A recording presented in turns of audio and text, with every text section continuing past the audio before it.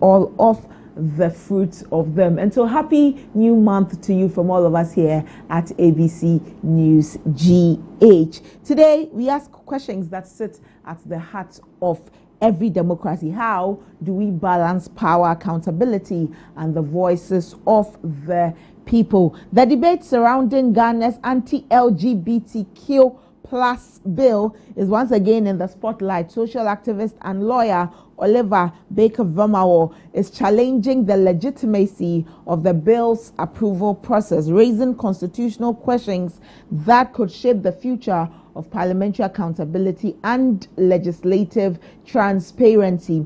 As those legal and political debates continue, human rights organizations are also weighing in, arguing that the conversation goes beyond politics and touches on fundamental freedoms and Ghana's democratic credentials. Meanwhile, President John Dramani Mahama is in London on a mission that carries significant economic expectations. The president is engaging investors, meeting members of the Ghanaian diaspora, and participating in high-level diplomatic and royal engagements aimed at strengthening Ghana's international partnership. But the visit has also attracted attention for another reason. A group of Ghanaian protesters gathered in London during the president's visit, demanding accountability, transparency, and the protection of free speech. Their message was unmistakable. Distance from home does not diminish concern about the direction of the nation. And for millions of Ghanaians, another issue hits closer to home. Beginning today, transport fares are expected to increase by 20%. Drivers say rising operational costs have made the increase unavoidable. Passengers say household budgets are already stretched to breaking points. So this morning, we connected the dots: governance, accountability, economic pressures, and the growing demand for transparency from citizens, both at home and abroad. This is ABC in the morning. Thank you for staying with us. Today's quote of the day: the strength of a nation lies in the integrity of its people and the courage of its leadership. And this is former President Jerry John Rawlings, who reminds us that the strength of a nation lies in the integrity of its people and the courage of its leadership. Let us continue to be a people of integrity, leading our nation forward, and look to our leaders who will be courageous leaders to chart paths that have not been charted, to stay a course that will lead Ghana into prosperity. This is our quote of the day. We have a lot for you today on the show. We'll bring you the newspaper headlines, bring you stories that matter, and also the sports updates. The UCL final was played on Saturday. Well, contrary to what Arsenal fans were expected, it did not go their way. Well, we'll look forward to having the sports team here to have some conversation with them. And so come along with us today on ABC in the morning. We are streaming live Facebook and YouTube. ABC News GH. ABC News GH. Like our page, subscribe to the page, and turn on post notification. That way, anytime we are live, you too will be notified that ABC in the morning is live on TV. You can also interact with us via our socials at ABC News GH _. And our website is www.abcnewsgh.com. www.abcnewsgh.com. We'll take a break. When we return, we'll bring you conversation. Stay with us.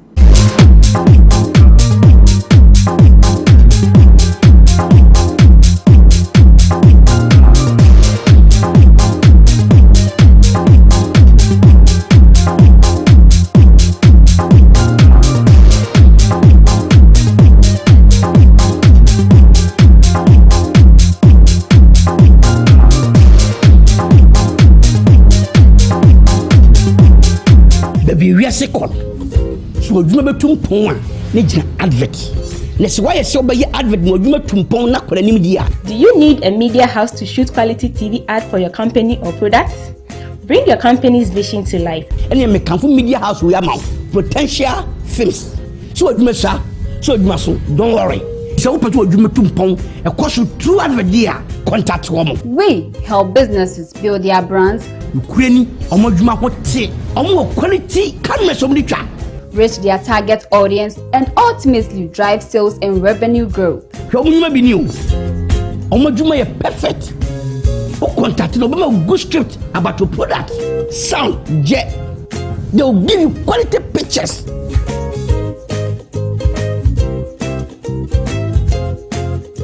How do you see it? How do you feel it? Wow. So picture unya ona no makasa. First number way 0541 16 28 28. I'm repeat 0541 16 28 28. Call them. Number more Potential Films. We believe in quality. Some things never change when it comes to feeding your family. You choose what you trust. For generations, Gino has delivered the same dependable quality every time. Thick, red, rich. Gino truly cares. This advert is FDA approved. Playing for your country, easy. Scoring, easy. Winning, easy. You know what be easy now? Kibo 4-in-1 Gary mix. Easy. It gets everything inside. Gary, creamer, sugar, roasted granules. Just add water. Sharp my soakings make ready. Taste and energy. Made easy. I'm a match winner, but the real champion is Kibo 4-in-1 Gary mix. Champion taste. Also available strawberry, coconut, and chocomore. This advert is FDA approved.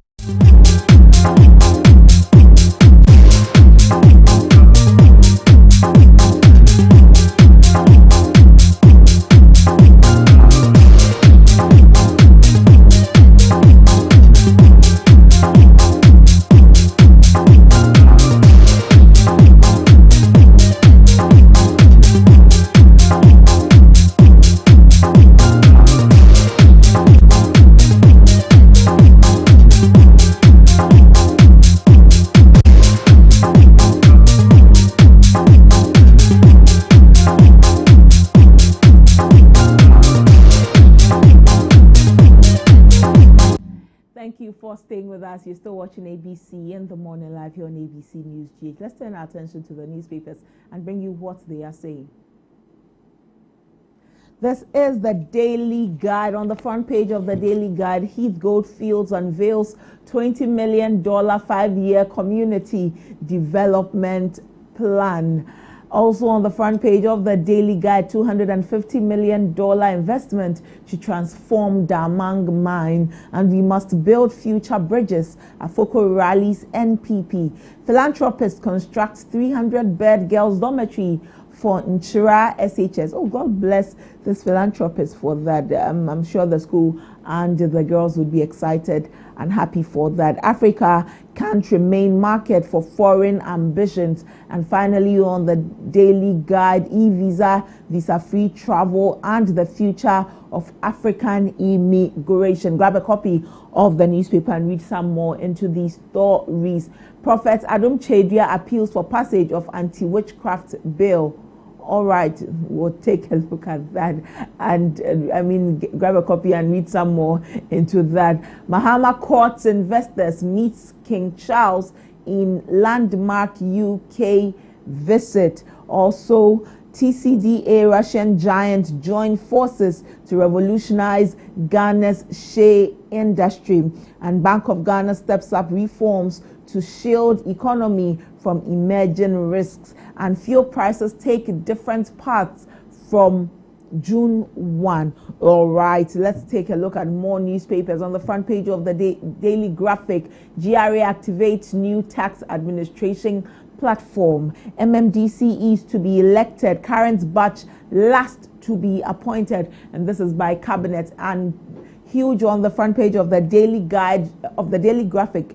Don't leave energy in private hands. It's major national security issue. PSWU kicks against private participation in electricity distribution. And Damang Gold invests $250 million in mining. Daily Graphic says so. The Observer Times.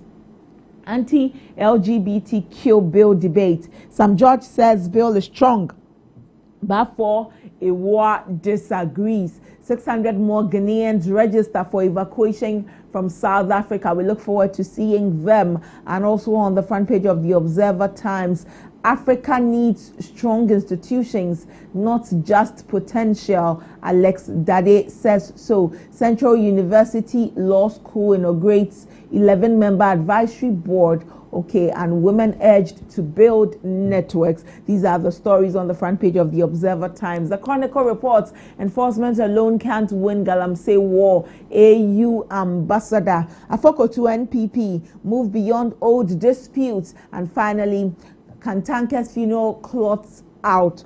All right, the Chronicle reports these stories. The Insight, no Ghanaian returnee will be abandoned. Julius Debra, the Chief of Staff, says so. Wager dam spillage causes havoc.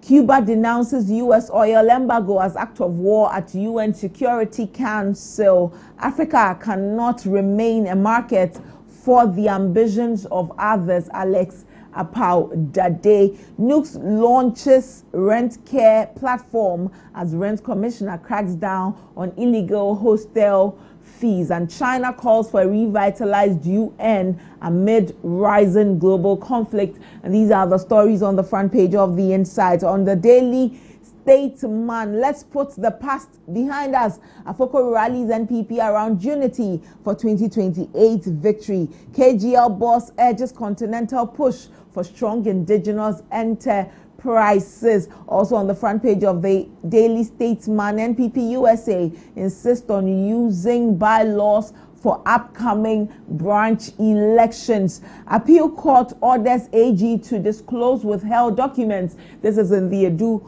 Buahene trial. And finally, family unveils funeral cloths for late Apostle Kwejo Safo. The Daily Statesman. The New Publisher reports no more begging, no more bailouts. Finance Minister declares transport fares up 20%, fuel prices rise. Well, this is going to be a huge tussle between passengers and drivers and their mates. We'll see how this issue is resolved. KGL chiefs challenge to Africa. Stop being a market for others' ambitions. And Paul Afoko rallies NPP stop settling old scores. Well, so these are some of the stories on the front pages of the various newspapers. These are the stories the newspapers are reporting for our attention. You should grab a copy of the newspaper, of any of the newspapers, so that you can read more into the stories on the front page of the newspaper. The Informer reports GRA deployment of AI systems, GRA to bag more revenue in May. Afenyomaken demands permanent Momo fee ban. The Daily Gist reports upon Kroma exposes NDC's flawed LGBTQ bill. Afenyomaken's leadership lauded at Osahin Excellence Public Lecture. And these are some of the stories on the various newspapers. The stories on the various newspapers. Early presidential campaigns divide NDC, and this is also on the news. The Informer newspaper. The Informer newspaper.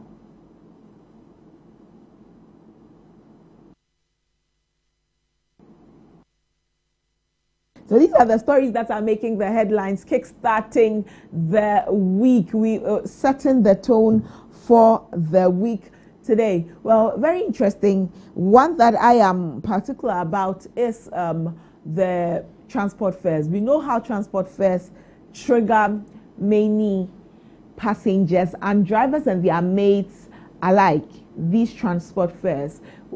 Go into town and see how they are managing the situation. But the drivers and their mates, the driver unions have determined or decided that regardless, it's now time for them to increase fares. They said the cost of running this enterprise is a drain on them. It is a toll on them. It is a toll on them at this point. Well, but consumers are also complaining, or passengers are complaining already. How much are they making?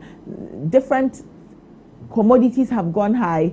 Their salaries have remained constant. They've had to spend on the same. And so when you increase transport fares, it is also a burden on their pockets. And so who are we thinking about? Who should compromise at this point? Well, we will see how that goes. We know that President Mahama is in the UK. Yesterday, he addressed the diasporan community there. The conversations were a lot. One thing the president spoke about was about the World Cup. He says we are unable to take Ghanaians to the World Cup, from Ghana actually, because the cost of taking a supporter would cost the nation some $11,000. One supporter. And since we've decided to be fiscally disciplined, we are unable to do that. And so the president has outlined other forms by which we can send people to go and support our Black Stars at the World Cup and our brothers and sisters in the diaspora. How does it also feel for you in Ghana that you cannot go and support the Black Stars because government is unable to help? I mean, $11,000, I don't think the average Ghanaian like you and I can dole that out easily to go and support the Black Stars. Well, we'll see how that also goes. But the conversations are rife, particularly about the LGBTQ plus bill that has been passed, awaiting assent by the president, that also believe that President Mahama will not assent to it. This defeats human rights.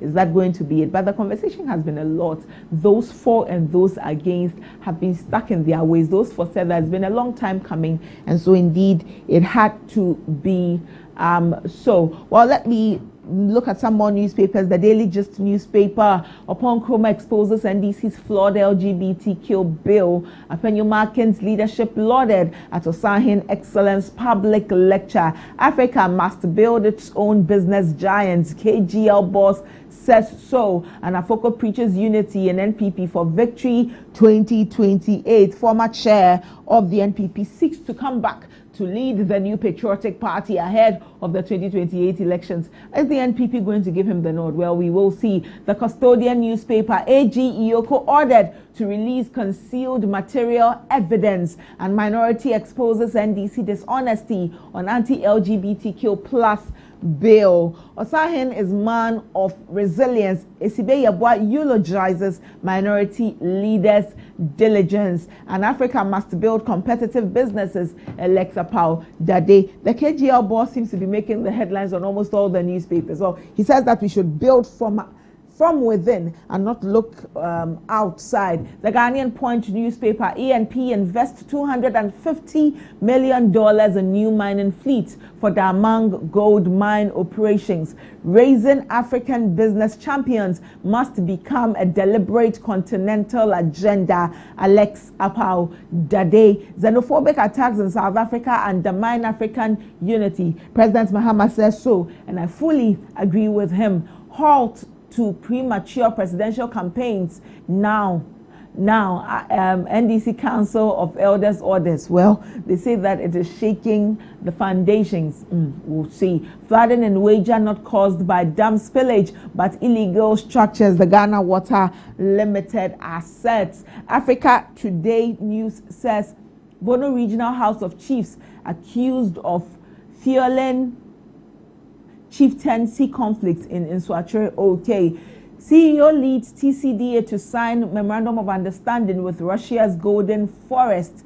MP drives sustainable solutions. This is in the Katamanso water crisis. And this is sustainable solutions to end the water crisis and urges protesting residents to remain calm. Killer suspect Zotovi Freeman Afro arrested and he faces court today. Okay, my blueprint to secure the NDC's 2028 victory. This is Edem Sedofia, and Heath Goldfields unveils $20 million 5-year development plan. Well, these are the stories on the newspapers. You grab a copy of any of the newspapers and you read some more into them. We'll take a break. When we return, we bring you more here on ABC in the morning. Stay with us.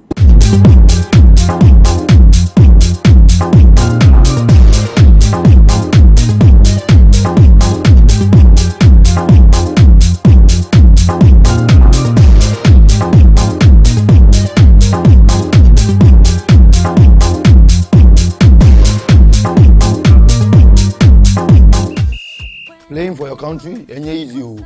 Scoring, enye easy. Winning, enye easy. You know what be easy now? Kibo 4-in-1 Gary mix. Aye easy. It gets everything inside. Gary, creamer, sugar, roasted groundnuts. Just add water. Sharp my soakings make ready. Taste and energy. Made easy. I'm a match winner, but the real champion is Kibo 4-in-1 Gary mix. Champion taste. Also available strawberry, coconut, and chocomore. This advert is FDA approved. The culture never chills, and neither do we. Viral moments, breaking stories, new drops, exclusive interviews, spotlight artists shaping the sound right now, and our African star of the week taking over timelines. Then it's straight to the top 10, the songs running the streets, owning your playlist and living rent-free in your head. No skips, just hits, pure vibes. This is the Rundown, your ultimate destination for everything entertainment.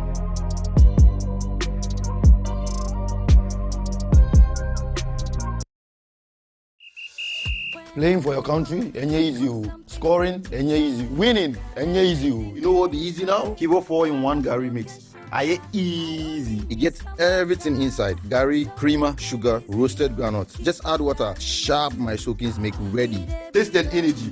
Made easy. I'm a match winner, but the real champion is Kibo 4-in-1 Gary mix. Champion taste. Also available strawberry, coconut, and chocomore. This advert is FDA approved.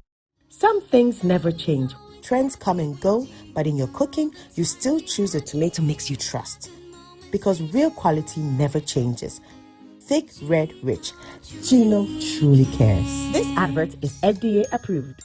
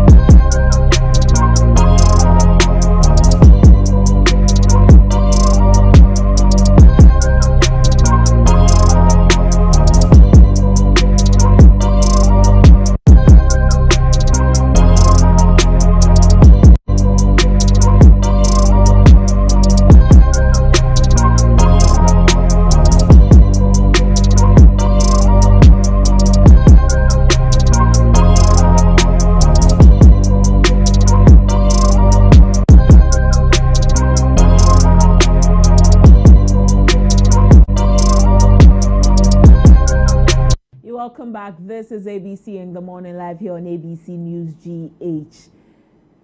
On Friday, Parliament passed the Family Values and Human Sexual Rights Bill, popularly known as the Anti-LGBTQ or Anti-Gay Bill. When this bill was passed, there was some euphoria on the airwaves. You go on social media, and there are those who are very excited that this is coming to sanitize our space and then protect Ghanaian human values. And then there were others who said, no, Ghana loves to major in the minors. For a country that is dealing with issues that are very pertinent to us, it's raining and the floods have come. The floods are overtaking our lands. We should be placing more emphasis or premium on issues that are important, issues that affect our bread and butter, and not LGBTQ, what anybody does in their privacy. And so we should come again. But this is where we are. The bill has been passed, awaiting assent by the president. President John Dramani Mahama is away from the country at the moment. And so, again, the conversations are divided. There are those who believe that when the president comes, he would veto it and not assent to it.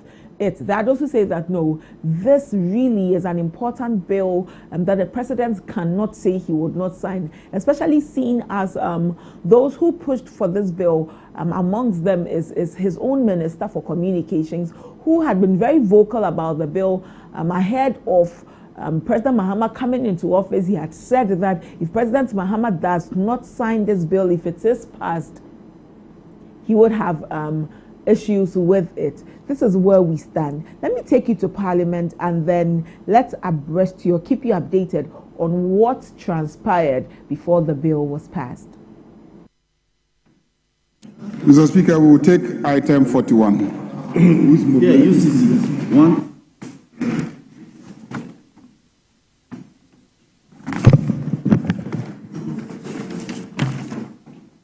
Speaker. Very well. Item 41. Wait. Motion. Speaker, I rise to move that notwithstanding the provision of Order 172 Rule 1 of the Standing Orders, which requires that when a bill has passed through the consideration stage, the third reading thereof shall not be taken until at least one sitting day has elapsed. The motion for the third reading of the Human Sexual Rights and Family Values Bill 2025 may be moved today. Mr. Speaker, I so moved. Honourable members, motion ably moved. Any seconder? I rise to second the motion. Honourable members, motion moved and seconded. It is for the consideration of the House. This being a procedural motion, I'll put a question. As many as are in favour say aye. Aye. Those against say no. Honourable members, definitely the ayes have it. The motion is carried. Now, consequential motion number 42. Speaker, I rise to move that the Human Sexual Rights and Family Values Bill 2025 be now read the third time. Mr. Speaker, I so move. Honourable members, motion for the third reading ably moved. Any seconder?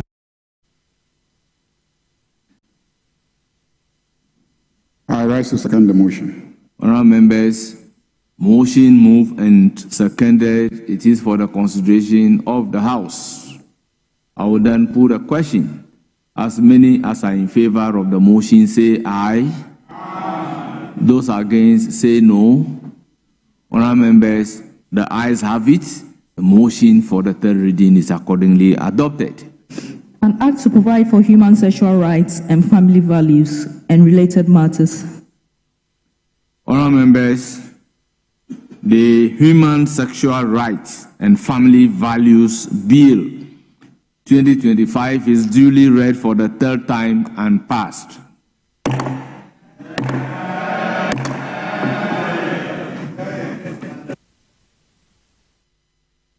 Well, so the Human Sexual Rights and Family Value Bill has been read and passed, awaiting onward transmission to the President for assent. Would it be assented to? We'll wait to see. For those who are excited about the bill, at this point, they say their excitement or their joy would be made complete if the President assents or when the President assents to it. But popular lawyer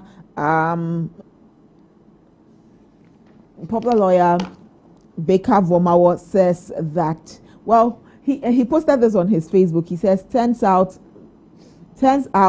the anti-LGBTQ bill was passed without a quorum, only 34 MPs. Over to the president, cease and desist letter incoming.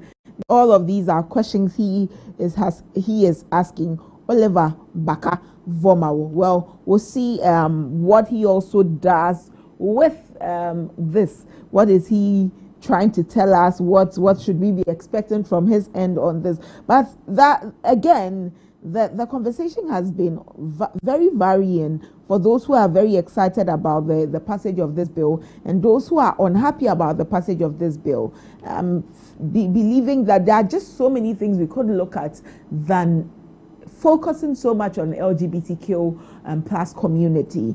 We have some moral decadence in the country that obviously are not by LGBTQ people. How many times are we reading stories in our newspapers, hearing stories on our TVs about 60-something-year-old man defiling a 2-year-old girl, this man doing this man doing that? There are issues that we should take care of or pay attention to when it comes to the human values we are talking about, even as a people. And it seems the LGBTQ community is one that has just been targeted for because they can be targeted. It is the easier community to be targeted. That is why we are here. And so those who are pushing against it too, we look forward to seeing how they also advance their argument against this bill that has been passed. In any case, the content of the bill has also come under some scrutiny, that the bill is just a shell of whatever it should be. This is the majority in parliament just throwing dust into the eyes of Ghanaians. That is what a minority in parliament says. But is that it? Is that it? At this point, we're also seeing a lot of equalization and did you not when the bill was passed during the Akufo-Addo era? What did President Akufo-Addo do? Did he assent to the bill? And so the conversations are just very rife. Also, with our diplomatic relations, what does this bill, the passage of this bill, mean? Because as soon as the bill was passed, you'd go on international websites and they are all reporting on it. The very usual adjective used to describe this bill, a draconian bill that seeks to infringe on the rights of queer Ghanaians. So where do we stand on this matter? Where do we stand? Are we going to see President John Dramani Mahama assent to the bill, or are we going to see some pushback on this, so much so that we may not see the assenting? Somebody going to take the matter to court like we saw happen under President Akufo-Addo?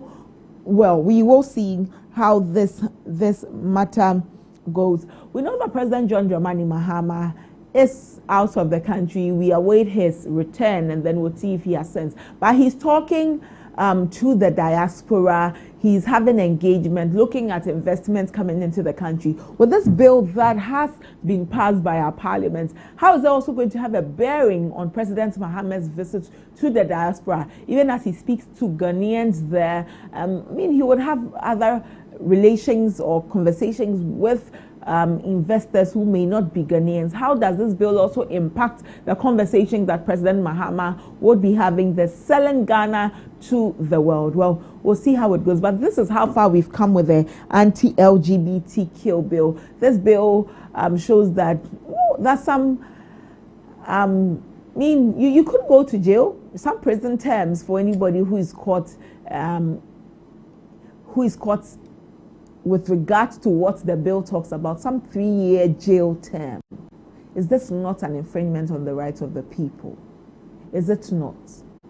But while the family, if we are really looking at family values, the argument is that we need to expand it. Family values do not condone cheating, does not condone side chickenism and sugar daddyism and all of these are not our family values. I don't think our culture talks about cheating on your husband, cheating on your wife and all. And so if we are talking about family values, maybe maybe we should look at all of that included.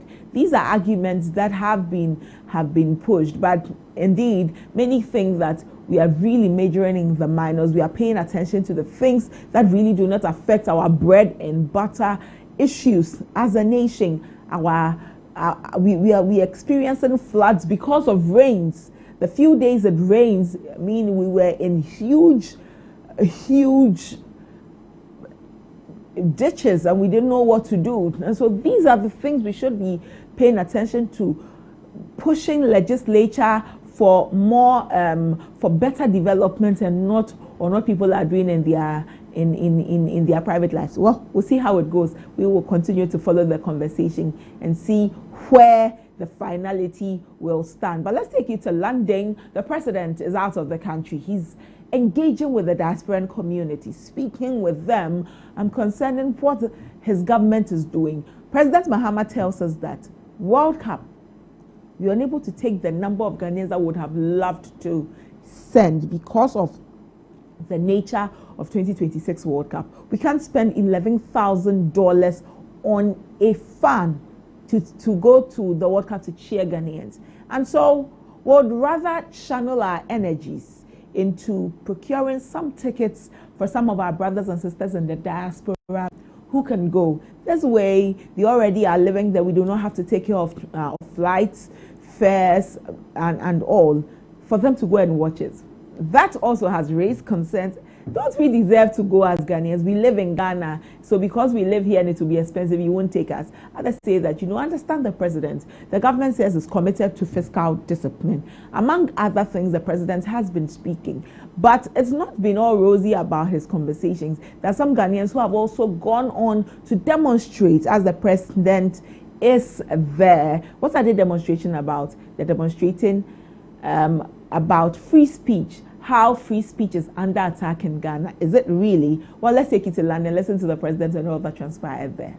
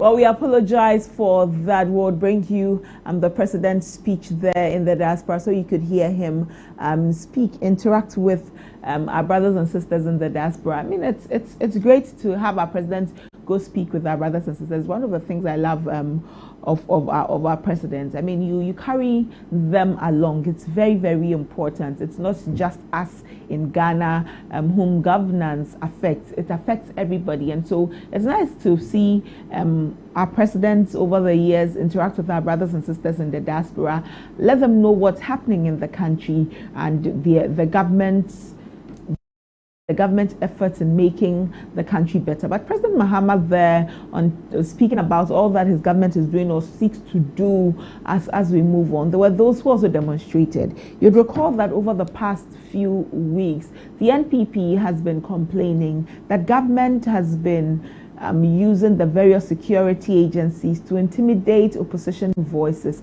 so much so that they are muzzled. People were arrested here and there because they dared speak against the government.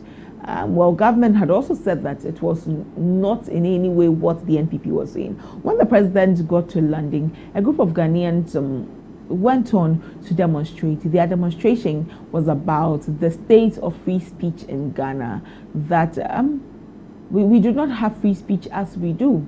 And so President Mahama do better. I mean, if we don't have free speech in Ghana, it would really undermine whatever conversations President Mahama is having outside Ghana. You're listening to voices outside the country when those inside the country cannot be heard or would be arrested for airing their views. Is that what it is? But well, that is how it's going. But President Mahama is not only there to meet with the diasporan community, he's there to have some bilateral conversations, investor talks and all, to ensure that we see some more improvements and development in our nation, Ghana. On the path that we are charting, how better are we getting? Are we on the right course as a nation? The president says that we can't send Ghanaians from Ghana to the World Cup. Is it something that would be a blight on him? Or I mean, this is it. It's right. For me, I actually agree with the president. We say we are being fiscally responsible.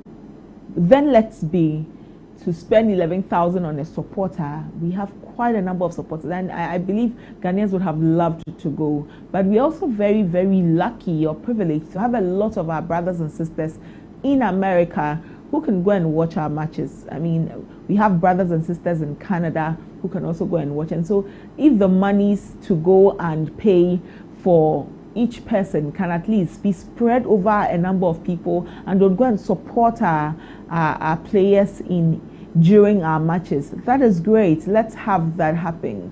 Because if at the end of the day it will come back and would see auditors report and it would break our hearts, I think we should start dealing with the matter now before it even gets worse. And I hope that it does not get worse at this year's World Cup. Let's have a very smooth World Cup. From Ghana, when we are spending, we'll see some that overspending on support for our Black Stars. And so, well, the president says that we are unable to send as many as we would have wanted to. Government is unable to shoulder that cost or shoulder the burden for our supporters. I mean, the world over, there are many who have complained about the ticket prices, that the ticket prices are quite steep.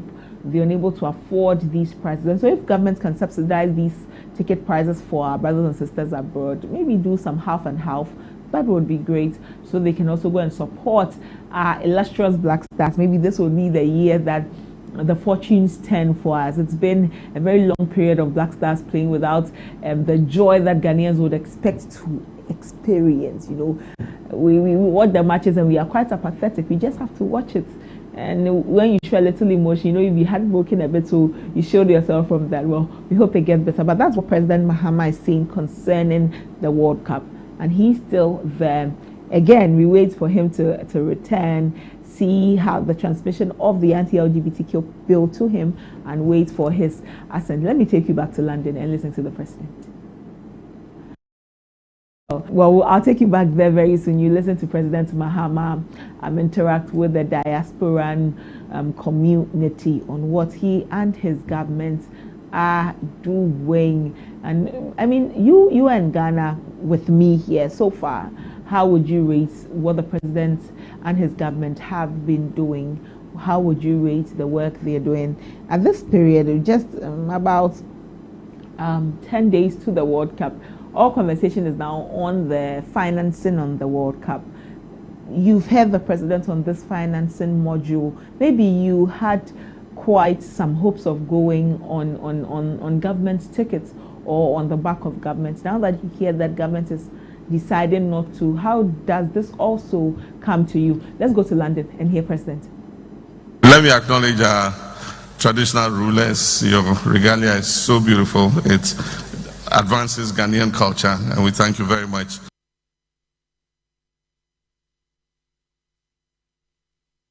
Our very hyperactive High Commissioner in UK.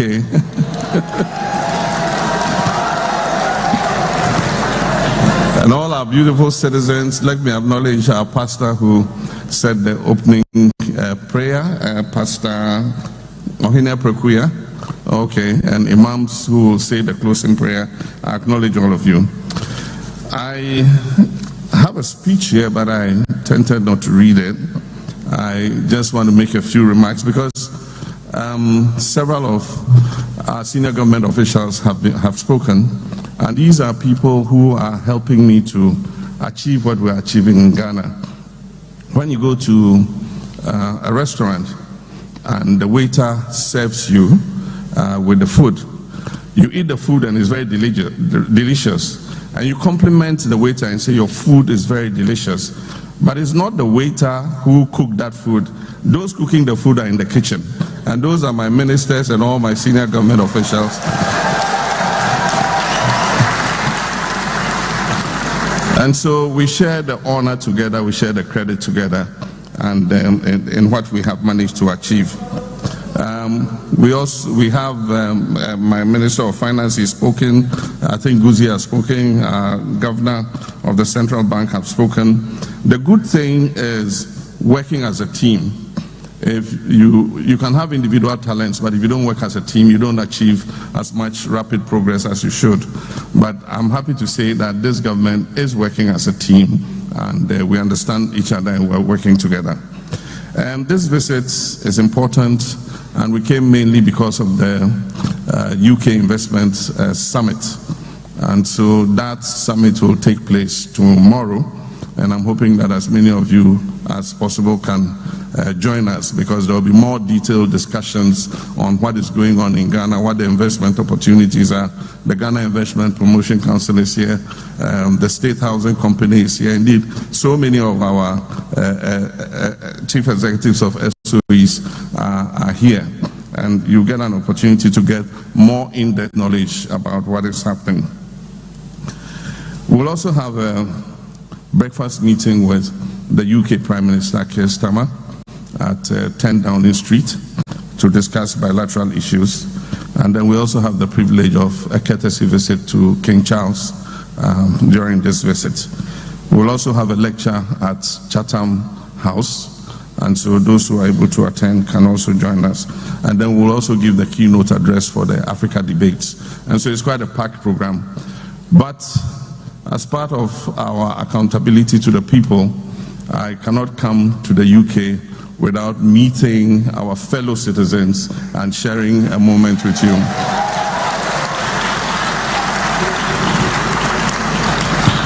As we have said, our diaspora is the 17th region of Ghana. We have 16 physical regions in Ghana, but we have one virtual region, which is our diaspora abroad. And I mean, it's obvious that you are critical to what we do, because, like the minister said, your remittances have reached the highest ever, above $7.8 billion actually last year. And I mean, I dare say that probably that is much larger than, many regions are contributing to the GDP in Ghana. So you deserve your position as the 17th region of Ghana. And to recognize that, as part of the Constitution review, we currently have a legislation before Parliament to review the 1992 Constitution to allow Ghanaians in the diaspora who hold other passports or dual passports to be able to participate in our politics at parliamentary, ministerial level.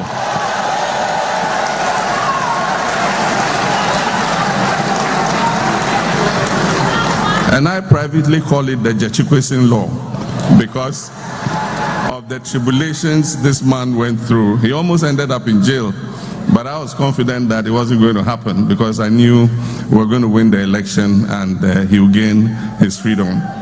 And so thank you very much. You've heard quite a bit about the economy. We have just emerged from the extended credit facility, which is an IMF program, and the Minister of Finance has briefed you on the situation that we met. Actually, the government had entered into the IMF program before we took over the reins of government. But unfortunately, after the fourth review, all the performance criteria from June the year before, in 2024, had gone completely off track. And so the IMF program was completely derailed off track. And so when we took office, the next review was going to take place in April. And so happily, they sent a small technical team. We sat together. Everything that government had agreed with them was off track. And so it meant that between then and when the fund arrived for the main review, we had to take very, very strong decisions. And that is why the Minister of Finance told you that we had to take quite stringent, bitter decisions. But that is what life is about. When you are ill, sometimes you have to take bitter medicine before you get better. And I'm happy, as he said, to say that the sacrifices that Ghanaians made had paid off. And Ghana is, like he said, back again. Ghana is working again. And so he's giving you all the statistics. The macro economy is stable. Recently, we have made visas to our country for all African passport holders free of charge. So any African traveling to Ghana does not have to pay for a visa. In doing that, we've introduced the e-visa system, which makes it more convenient for our citizens living in diaspora. No longer do you have to come from Middlesbrough or Birmingham to the embassy to come and apply for a visa. You just sit wherever you are and put in the application, and within 48 hours, the visa will be issued. Indeed, I had the honor of issuing the first visa. And the person who got the first visa when I pressed the portal is a Serbian. I later found out he's an oil rig worker. And so he arrived in Accra Airport, and then continued to Takra. They boarded a helicopter, and he's on the oil rig somewhere offshore in Ghana. And so that's an achievement we are all proud of. When the minister was talking, he talked about growth. One of the important things to look at with growth is what they call non-oil growth. Normally, when you are an oil-producing country, for many oil-producing countries, 90% of their growth is down to export of crude oil and gas. And so they've coined a term they call the Dutch disease. And so every country aims to have balanced growth. And so always you must look at the non-oil growth. It means if you take oil and gas out as a component of your growth, you must see significant progress. It means that your agriculture is working, your manufacturing is working, your digital and ICT are working. And like he said, we achieved more than 7% growth in non-oil. And so that's a very significant figure to look at to judge what the health of the economy is. And so again, we thank the economy team for what they're doing. The energy sector too is critical, and I'm happy to announce that it's stable. We have begun undertaking a total revamp of the electricity distribution sector. There are some areas where the transformers were installed 22 years ago, and for some of you, I'm sure that if you have homes back in Ghana, you go and you notice that in some places the power surges and you have brownouts and that kind of thing. The electricity is not stable, and that's because at the time you build a house, they put a transformer there, and you had 100 houses in your vicinity. Today, with that same transformer that was put there, you have 500 houses in the same vicinity using that same transformer. And so the transformers get overloaded and they are not able to provide stable power. So we're overhauling all the transformers all over the country in order that power is stable for everybody. We inherited a debt in the energy sector of about $1.5 billion. And the Minister of Energy and the Minister of Economy, Finance have both been working together to pay down that debt. For instance, we had with ENI, which is one of the major players in our upstream energy sector, drilling for oil in the OCTP field. The field is called the Sankofa field. We had a World Bank guarantee of $500 million. That's guaranteed payments to them for the gas that we consume. At the time we took over, that World Bank guarantee had been drawn down to zero. Today, through the hard work of the Minister of Energy and the Minister of Economy, we've built that World Bank guarantee back fully to $500 million. And so as a result of that, they have also expanded the amount of gas they are giving us, which we use to generate power. Recently, we've signed agreements with them and the Jubilee Partners.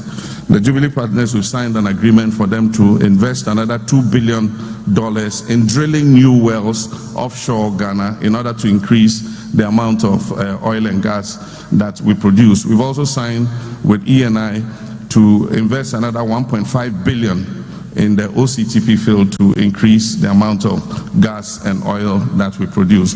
But there's a very interesting scenario. Normally, we produce the oil and we export it.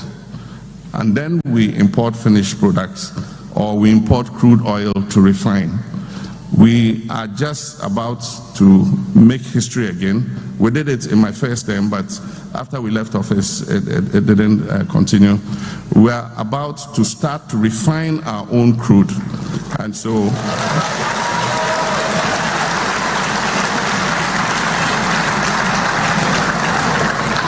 so in June, we are delivering a parcel of Ghanaian crude from our own oil fields to the Tema Oil Refinery to process.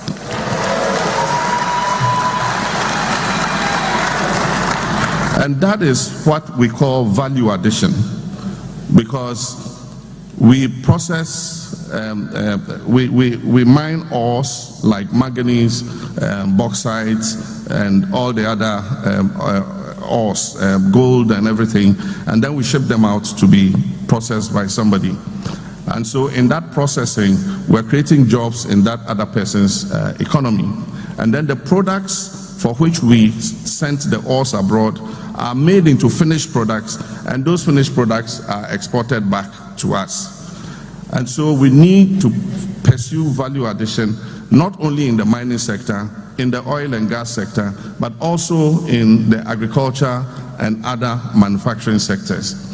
And so I've said that next year, because we're going to buy our cocoa with our own money, before we had to go at the beginning of every season to go and borrow money from the traders. And we use that money to purchase the cocoa. And we collateralize our cocoa beans in advance for that money. So if it's the 2026 season and they give us $1 billion, we collateralize the 2026 beans to them. And so you have to export those beans to them. This year, the Minister of Finance, we've been trying to revitalize Cocoa Board. The Minister of Finance is going to allow Cocoa Board to float a bond by itself to raise the money that it needs to buy our cocoa. And so we are going to use our own money to buy our own cocoa. And I've said that if we use that money to buy the cocoa, it's not collateralized. 50% of those beans must be processed locally in Ghana.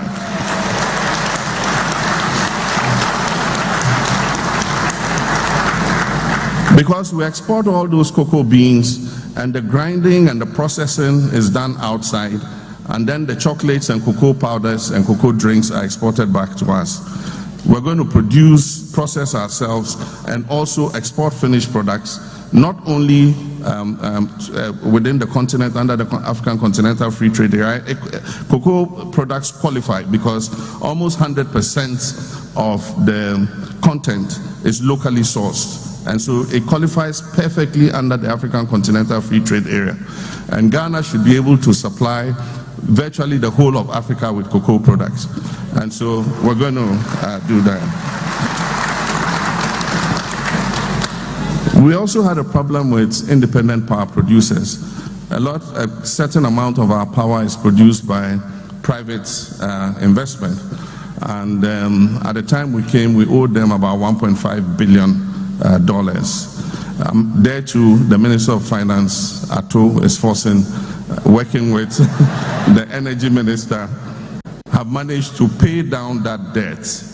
And what we've done is we've ring-fenced the debt, and we've given them a payment plan, and we've met every single payment to them. And so they also are happy and producing power, and our power sector is stable.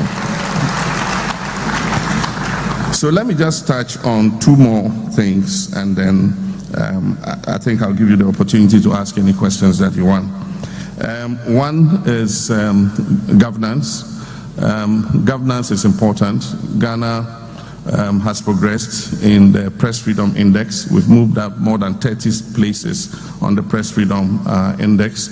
Our constitution guarantees freedom of association, freedom of religion and worship, freedom of movement, and I believe that we are quite well advanced in terms of maintaining those rights. We also are amending the Constitution. The Constitution has served us very well from 1992 to date. But a time comes when you have to amend it so that you make it a living document to be able to serve you for another 30 years or more. And so we set up a Constitution Review Committee, which took the work that had been done under Atta Mills by the Fiajo Committee, and then we also took the work that had been done under Nana Akufo-Addo by the Chairman's Abunsu Committee, and we gave these two documents to the Constitution Review Committee. They did a good job. They presented their reports, and government is finalizing its proposals in response to that report. Once that is done, the process for constitutional review will start. I don't want to bore you with the details, but there are many things that have been identified in there which will go to Parliament. And for those that are entrenched provisions, they will have to go for a referendum. That means all Ghanaians must participate in the referendum to decide what the constitutional review will be. With accountability, a lot of work is going on. We have about 36 active investigations, and we believe that if you serve in government, you must be prepared to be accountable, because the people put trust in you and give you that mandate to serve, and you serve at the will of the people. And so if you serve and you use public office and abuse the trust of the people, you must be held to account. And I have said that we must stop post-regime accountability. Often when things happen under one government, no investigations are done, government is reluctant to prosecute anybody. It takes the next government that comes to take the cases up and begin any prosecutions. And so I've told my people serving in government that the same accountability we're holding the past regime to. If you get involved in an abuse of trust of your office, we will deal with you in the same way.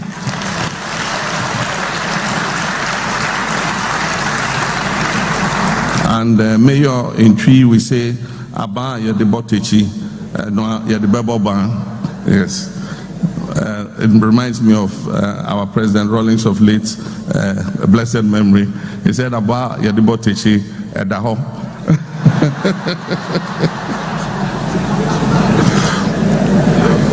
And so we're putting in place the structures, and the point is to do as much as possible to prevent corruption.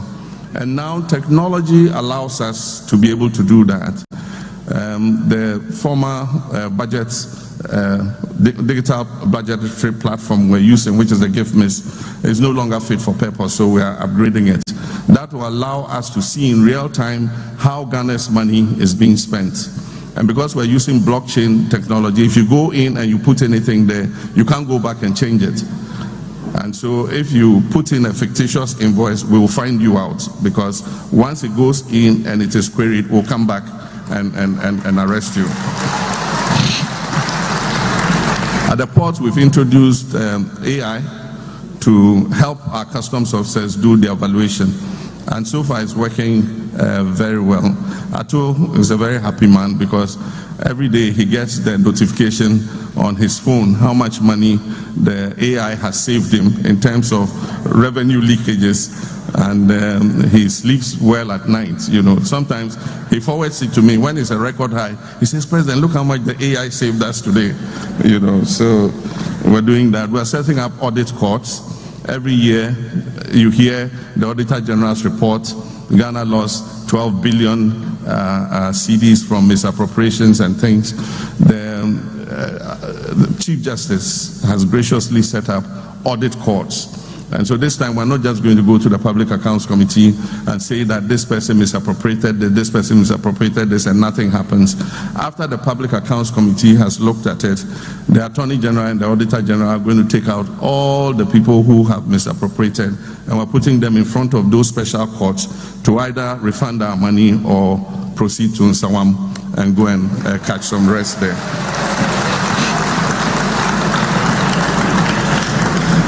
And so as I wrap up, I can't not talk about environment. We still have a problem with illegal mining. Ghana was not called Gold Coast for nothing. Virtually everywhere in the country, if you dig, you find some gold. The only regions I think haven't found any gold are Volta region, OT, and a few other regions. And I tell them that they are blessed that there's no gold under their land. And so if you go to Volta region, the forests are still beautiful, you know, the rivers are clean, you know.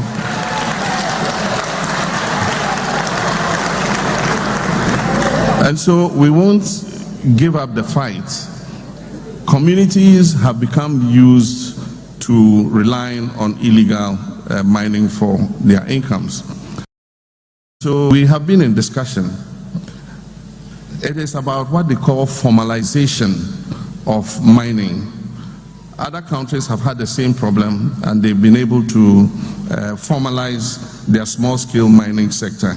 Countries like Peru had the same problem as we had with people digging just everywhere. They managed to formalize it using exploration, using regulation.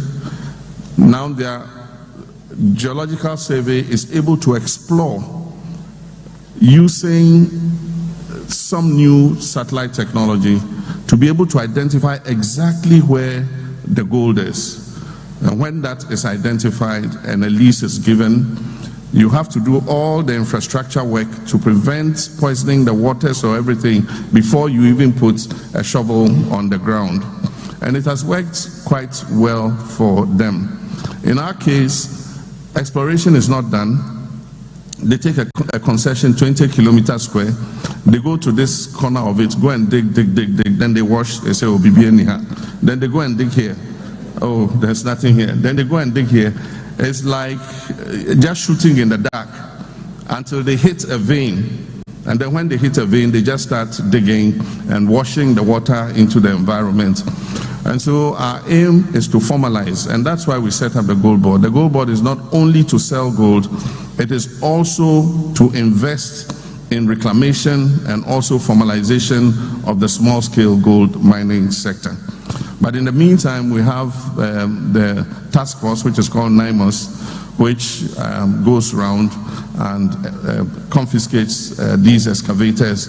And now we're confiscating the Shamfam machines, because that's the critical equipment that is used in illegal mining. Without the Shamfam machine, that whole mining operation will come to a stop. And so they were being exported into Ghana from outside, and we have identified the components that make the Shamfam machines. So at the port, we confiscate them and we destroy them so that they cannot use them in the illegal mining. We also are pushing for a greater participation in our resources.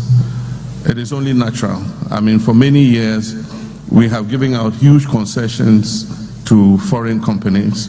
They come, they mine, after they finish, they just leave the scars of the mining with poor communities dotted around. And so we recently introduced what we call a sliding scale. The sliding scale goes from 5 to 12.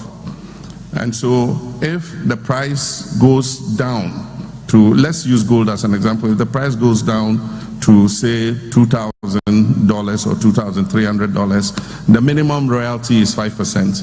But if the price goes up to about 4,500 thereabouts, the sliding scale pushes the royalties up to 12%. And so Ghana gets more from the royalties. So that's one of the changes we've made. But we're also passing a local content bill. That means that all the ancillary work and subcontracting in mining must be given to Ghanaian companies. For many years, we've had the University of Mines and Technology, and so Ghana has more than enough geologists, we have civil engineers, we have companies that are capable of doing all that subcontracting. Before, there used to be transfer pricing because the same company doing the mining will form a foreign subsidiary and award the contract to them to come and do the mining, and then they raise the prices of the subcontracting, and so they are making profit here and making profit there. And so we're saying that you do the mining, make your profit, but the subcontracting work, hauling, drilling, blasting, must be done by Ghanaian companies so that a component of the profit of mining remains locally in our country. So finally, defense and security. We live in a dangerous sub-region. You're all aware of what is happening in the Sahel. And they say that when your neighbor's house is burning, you don't only fetch water and put it by your house, but you also go and help him to quench his so that it won't spread to your house. And so that's what we've been doing. When I came as president, the relations between our three Sahelian neighbors and the rest of ECOWAS were very frozen. And so I took it on myself to try and create a bridge between ECOWAS and our three Sahelian neighbors. And I must say that they have responded positively, and we are trying to create a rapprochement between us because all of us need to join them in the fight against terrorism. Because if we don't, and the terrorists gain a strong foothold in their countries, the next direction in which they would look is towards us. But even as we do that, we also must strengthen our defense and security. We found our army in a very dilapidated state. At the time I left as president, we had bought 3 new Casa 295 aircrafts. When I came back, only one was working. One had crashed. The other one was supposed to go for service. It hadn't been sent for service. Happily, I made the finance minister deliberately the acting minister of defense. And so anytime the soldiers send their bills, he pays quickly because he's their acting minister. So he's paid to repair the second plane that was grounded. We had 4 helicopters, the MH17 helicopters. One of them crashed. When we came, only one was working, and 2 needed servicing. He has paid to repair them and bring them back into service. We are providing the armed forces with armored personnel carriers, APCs they call them. Also the police service, we've not forgotten about them. Recently we gave them armored cars. We used to expect them to go and fight armed robbers. And they go and fight armed robbers, highway robbers, sometimes using AK-47s in thin-skinned vehicles. I mean, that means vehicles that are not armored. And so we're losing a lot of police officers because the highway robbers shoot at them. And I mean, I think in 2024 we buried about 16 police officers. Some of them died in robberies.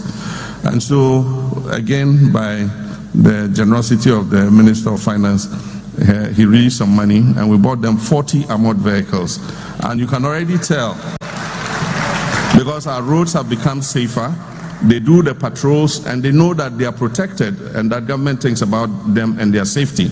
And so they do more patrols, and we're getting a handle on those delinquents who want to prey on our people. And so that also is going well. In foreign policy, we're collaborating with all our partners. We are friends to all, enemies to none. And we have special relations with everybody, the United Kingdom, US, France, Germany, Russia, Ukraine, Iran, Israel. Everybody is our friend. All we do is to tell them to stop fighting. The fighting is okay. Stop fighting so that we can build prosperity for this world. And so I want to leave it there, and thank you very much for your kind attention. Ladies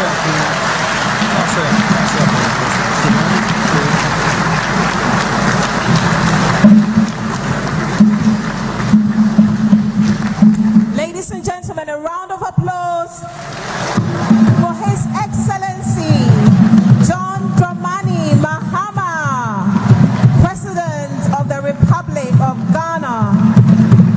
Thank you so much, Mr. President, for bringing us up to speed on the wonderful happenings in our country.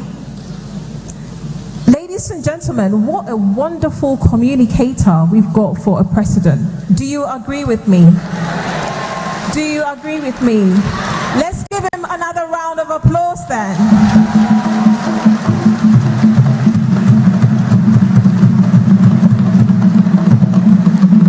One may ask, why do I say that? I say that because he put his speech aside and he still gave us the numbers solid, back to back, off the top of his head.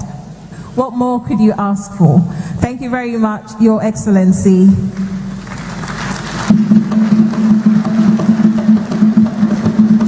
He also did say it's a good time to be proud to be a Ghanaian. I certainly agree with him.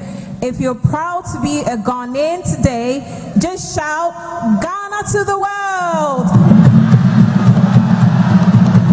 Thank you very much, ladies and gentlemen. We'll now proceed to the Q&A session.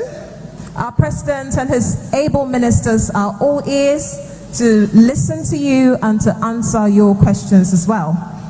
As we engage, may I kindly remind everyone of the following. Please keep your contributions as brief, respectful, and it's also going to be limited to one question per person. If you go on for too long, unfortunately, I'll have to use my host privileges and cut you off.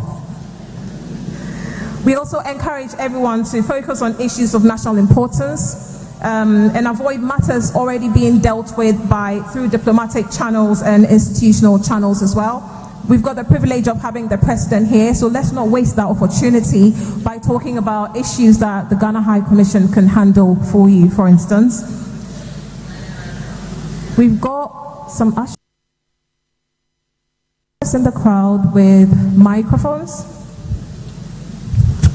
Can I see where the ushers are? Okay. Should we start then? We'll start from my left-hand side. Yes, if you just hand that over to the gentleman next to you, yeah. We'll take 4 questions for every round, ladies and gentlemen. Please state your name before you ask your question as well, and if you're representing an organization, please feel free to mention that organization as well. Your microphone is not working. Should we move on to the next one while you get that sorted? Okay, can we please move to the middle? Yes, please.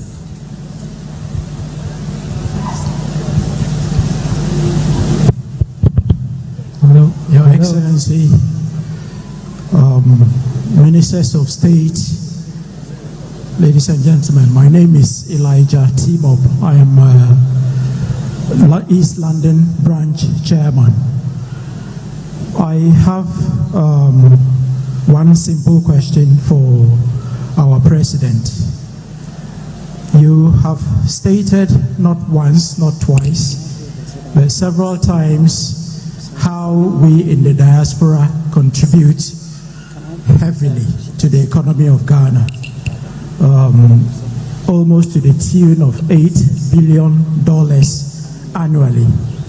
I think that is a very significant 17th region to be largely ignored. Don't you agree? From Please, East London, the question. Yes. Else I'm going to have to use my host privileges to cut you off. The question. My question is, yes, we understand that not everybody can be satisfied, and so we want to be part of the solution. And so in East London, we have come up with a proposal to help create jobs as part of the 24-hour economy. Okay, let's come to your question, sir, please. Yes, so my question is, respectfully, who would be the right person that we would send that proposal to? Because we send things and they just disappear. Thank you. Thank you very much, sir. Thank you. We'll go back to the first gentleman. Hello.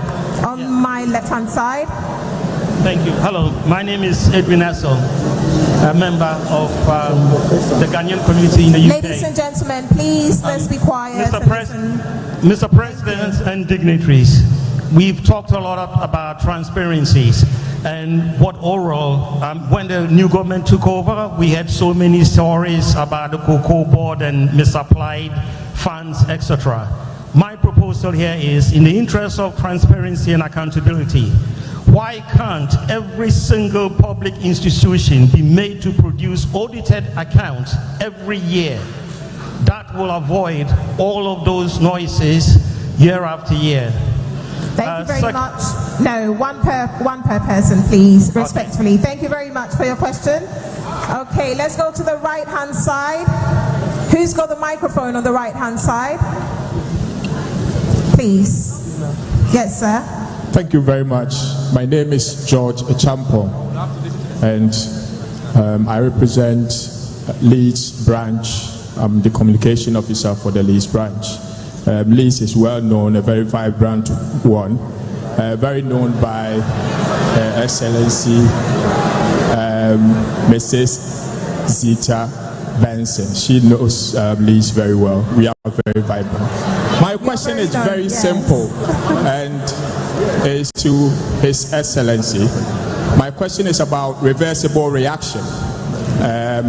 We all know about brain drain being a very big disease as far as Ghana is concerned.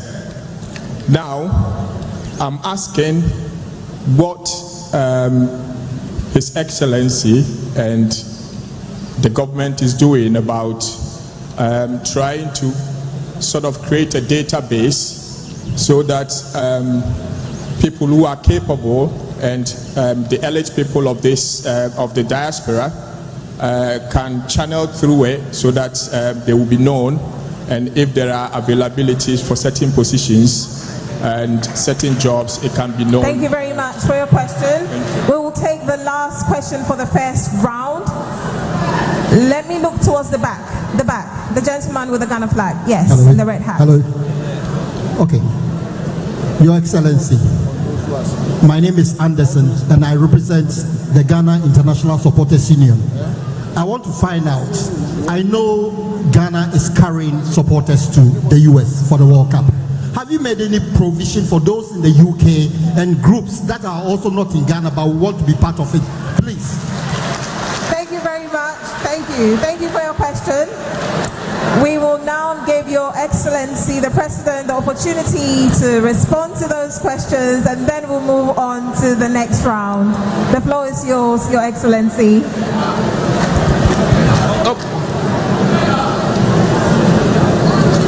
Thank you very much.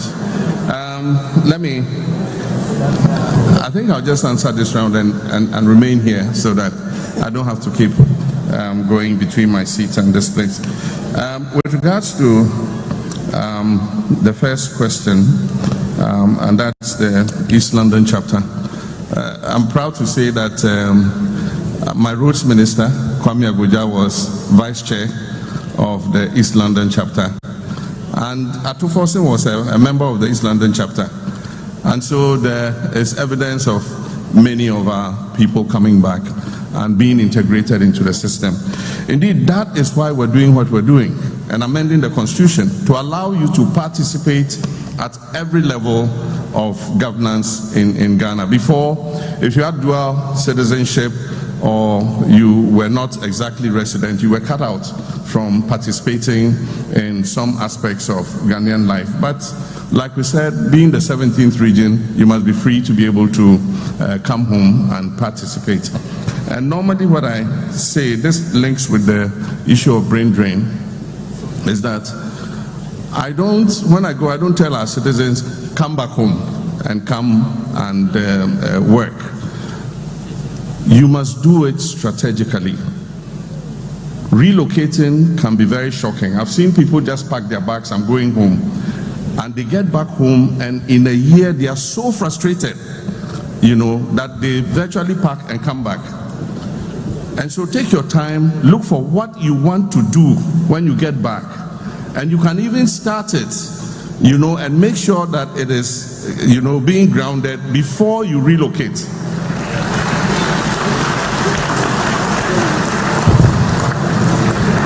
And so there's brain drain and there's brain gain. The thing, and this is what I say about migration. Somebody says, why did you come to our country? Human beings from time immemorial have been very mobile. All of us were created in Africa. Human civilization started in Africa.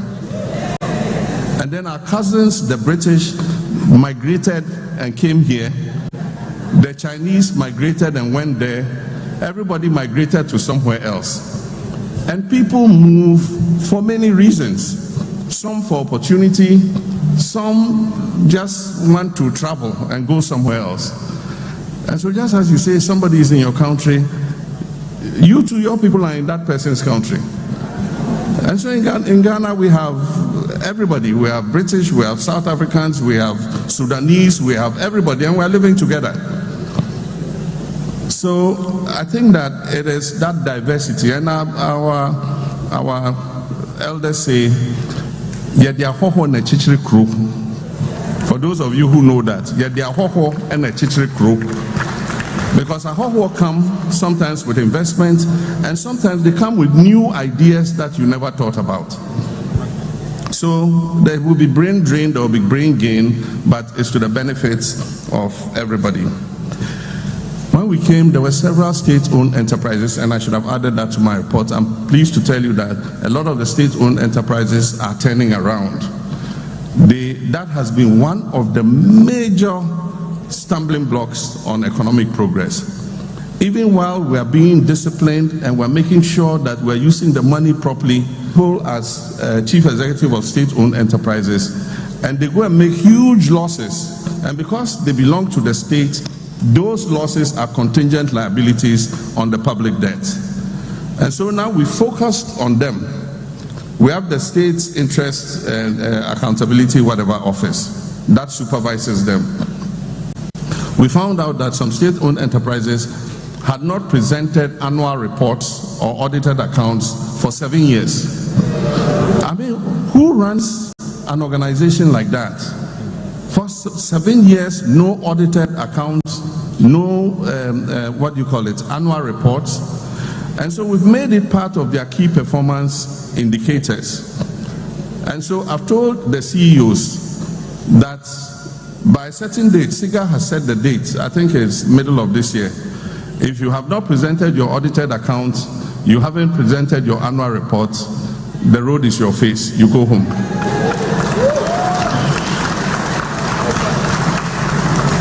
And so we're bringing that discipline back, and I'm happy to announce that several of the state-owned enterprises have even gone from loss-making to profit-making. At least I know National Buffer Stock announced a 60 million Ghana cedi profit for the first time in years. And there are several others who, after balancing their account, think that they've made a profit instead of a loss. But we still have to look at the legacy debts that they have incurred. With regards to the Black Stars, it will be difficult to take our supporters from other domain. We are restricted because of the nature of this particular World Cup. It's being held in 3 countries, and we're playing our first match in Canada, and then moving to Boston, from Boston to Philadelphia, and the cost of transporting, feeding, accommodating each supporter is, beyond our means. We say we are being fiscally disciplined. We cannot, spend our money in that manner. The cost approximates for each person to be fed, accommodated, transported, and all that, to watch the games, tickets, and all that, is estimated at almost $11,000. And so, how many can we take?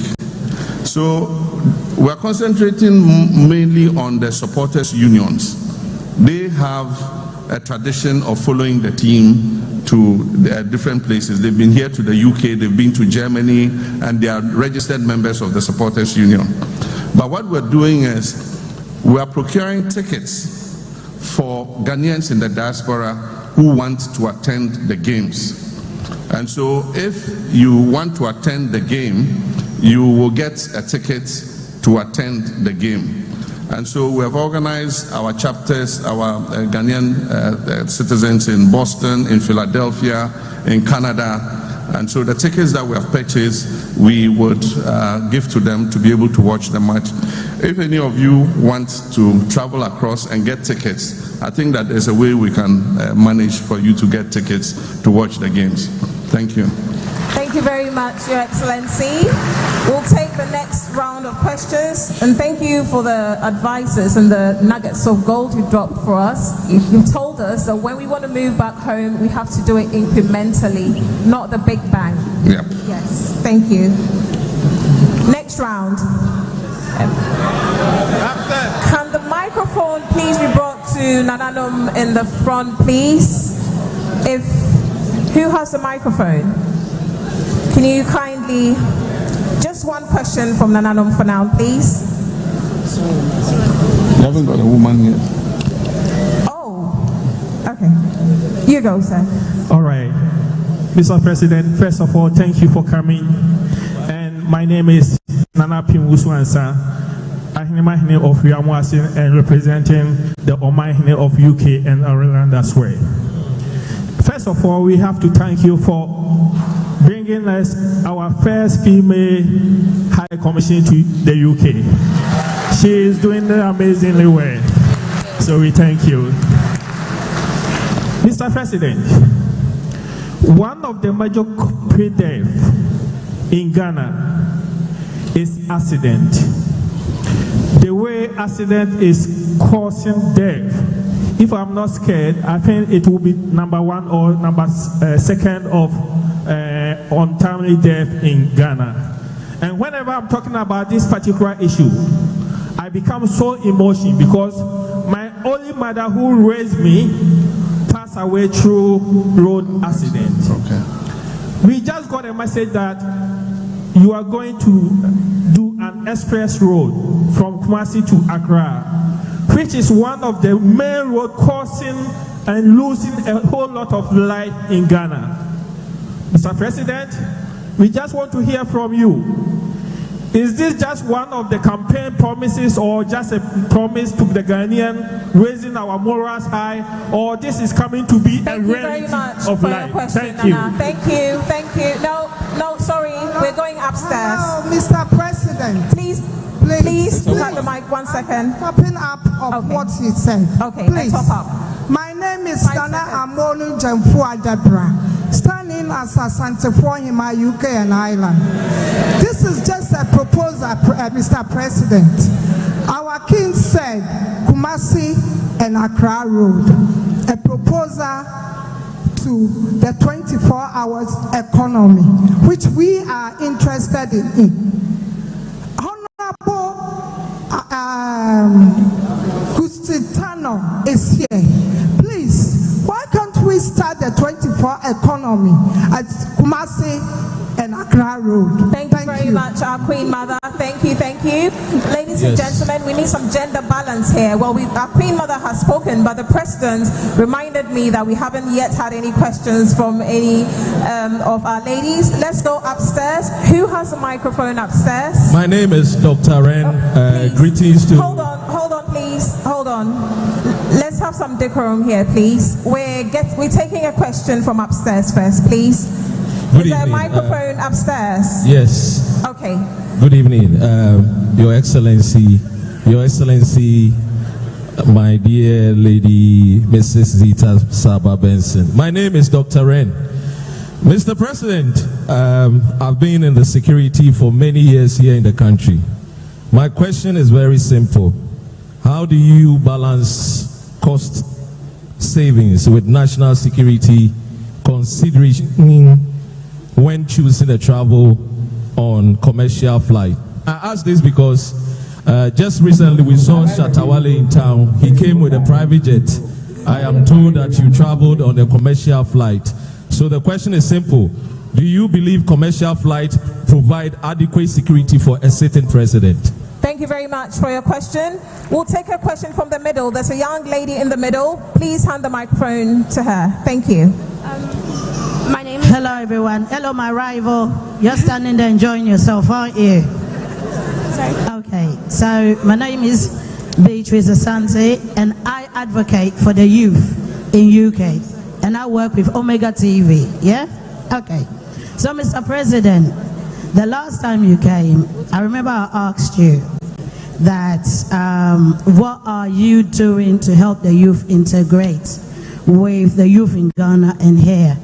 Because if you look at what is going on now, we've got one of the youngest chancellors, which is Faye Ohima, and Ohima Faye, yeah? All right, cool. And she's a Ghanaian, and we met H.E. on Tuesday. And before I even go further, she's doing a fantastic job, for one. And because Faye is the youngest Ghanaian councillors in Enfield, Bullsmore Ward, yeah? They've got so much ideas, which I always advocate because I'm first generation, they're second generation. How do we intend to support them so that the skill set that they have, they can actually push it forward? Because we've got even Miss Ghana, which is Shadel. And Shadel just came from Ghana, and she's actually helped.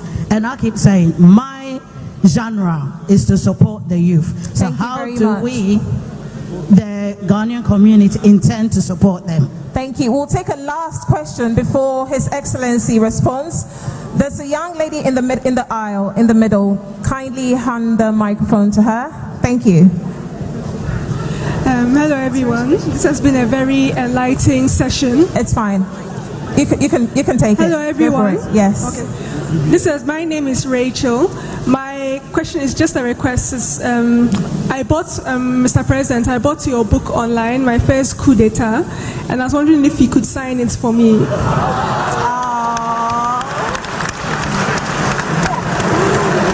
Okay, so that brings us to the end of the second round of questions. Let's allow His Excellency to respond. Let's take the question from the young lady in the middle aisle. Please do not take the microphone away from her. Thank you. Yes. Thank you.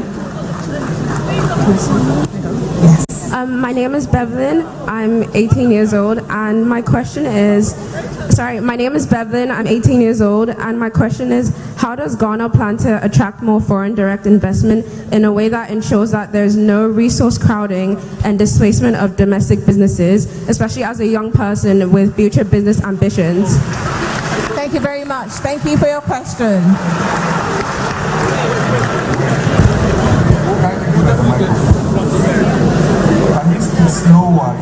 Sprish. I don't.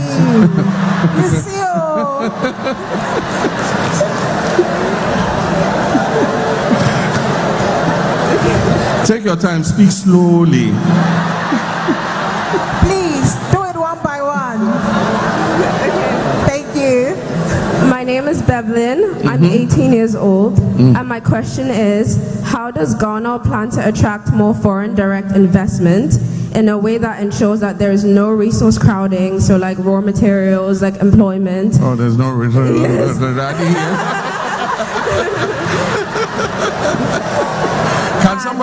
Can somebody say it in Ghanaian English for me, please? Okay. And I heard, how do we attract foreign investment? Yes.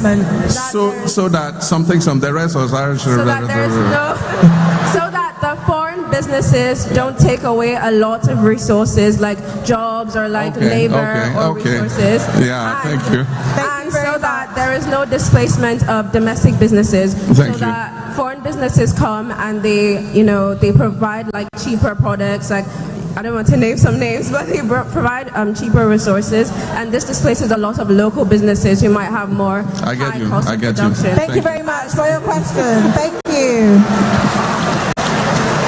Let's allow His Excellency to respond to the second round of questions, ladies and gentlemen. I think I'll start with Nana's question, and he spoke about accidents. Yeah, many of us have lost relatives or through accidents, or they've been permanently injured and disabled because of road accidents.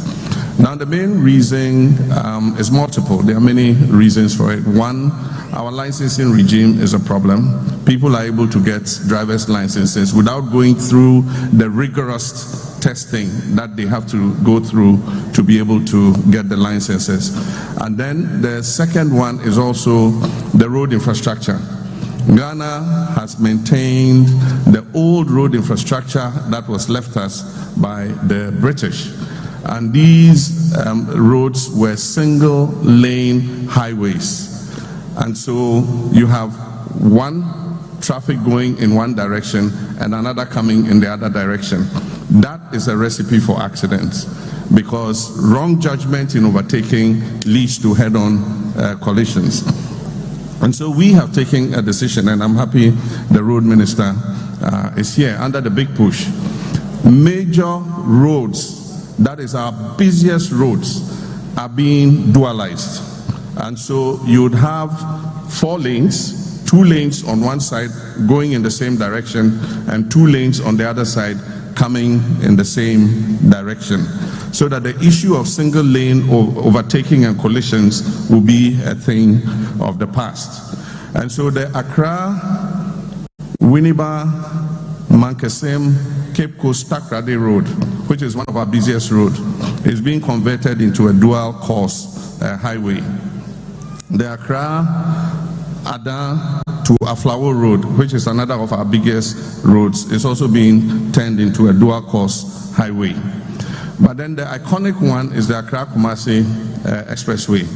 And I'm pleased to inform our traditional ruler that work has actually started. We've given the 48th Engineers Regiment of the Ghana Army the contract to clear the roadway, and they've started.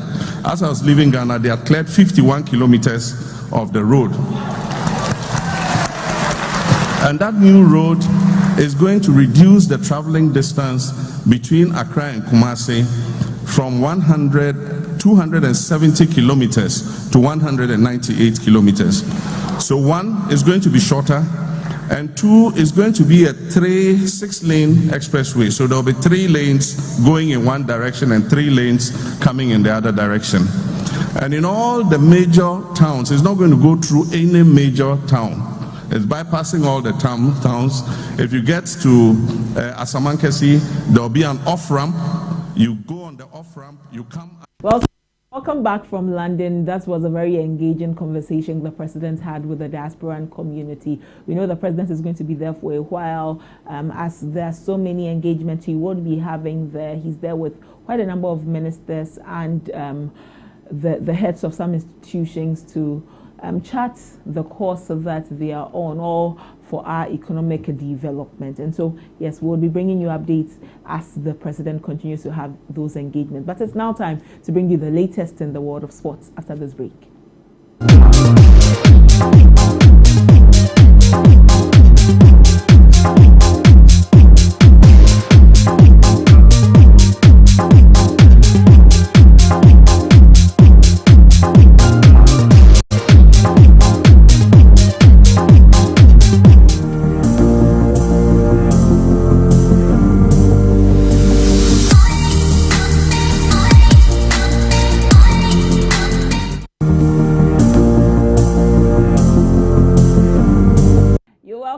It's time for the latest in the world of sports.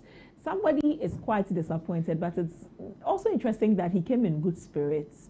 Maybe because yesterday they were able to have their parade, but not the parade of the magnitude they would have wanted. James Ohenba McKeon is here. His Arsenal broke his heart. Okay, what happened? You took an early lead. Yeah. The next thing we know, there's a penalty. Yeah, it happens. And then it goes. Oh, I mean, 20 years after. It happens. It happens. A game. So a ball. So it's normal. Your energy would have been. Oh yeah, definitely. And cannot quite there, but it's normal. But it's like, the accounts will say sebi. Someone who has been barren for years. In your quest to give birth to twins, one dies and you get one. Will you cry? You have one. So okay. That's also an angle. Yeah, an angle we could look at. But I mean, your parade yesterday would have been better. Yesterday it was more better. Hey, Makio. Oh, we are doing the stories. You see the picture. All right, Makio, how many days to the World Cup? We have just 10 days to the World Cup. 10 days? 10 days to the World Cup. 10 days to the World Cup. 11th June. Yeah, 11 June. President Mahama says we are not taking Ghanaians from here because $11,000 per person. Per person. Yeah, per person. It's heavy. It's very heavy. $11,000 so we will see what will happen because a lot of people have different opinions about this one. Oh, I agree with the president. You agree with the president. Okay. We've been putting too much money into the Black Stars, into football. It's too. I mean, I get it, but the situation at the moment. Yeah, it's true. It's not like we don't have Ghanaian community out there. If we did not, fine, but we haven't. I think I agree with the president. We have Ghanaians at every country, almost every country. Even if you go to Cambodia, we have Ghanaians there. So I think that's a good cause. Yes, they generated money to send supporters, but that's not to say they will not send any Ghanaian supporters. They will send some supporters from Ghana, from the Ghana Supporters Union, but to send majority of Ghanaians, that would be impossible. So we'll rely on our family and friends there to go and support. Then there are few others. Since it's 10 days to World Cup, what's our facts for today? Yeah, so let's have our World Cup facts for today. And today we are looking at Italy. Italy have done something remarkable in terms of the World Cup. Now, Italy is the only one nation that has won the FIFA World Cup on home soil and then successfully defended it in the next tournaments. Now, Italy won the 1934 World Cup as host, and then they won the 1938 World Cup in France. So that's our World Cup facts for today. We have two nations that have done back-to-back World Cup winning. That is Italy and Brazil.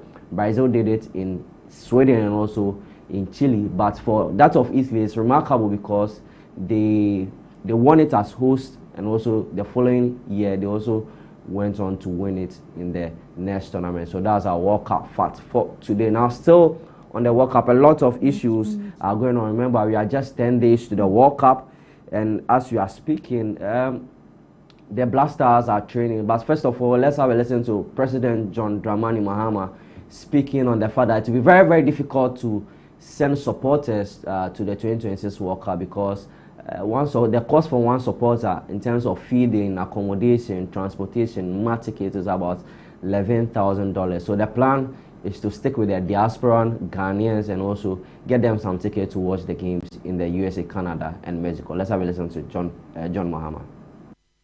The Black Stars.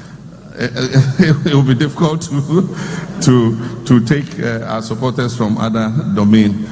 We are restricted because of the nature of this particular World Cup.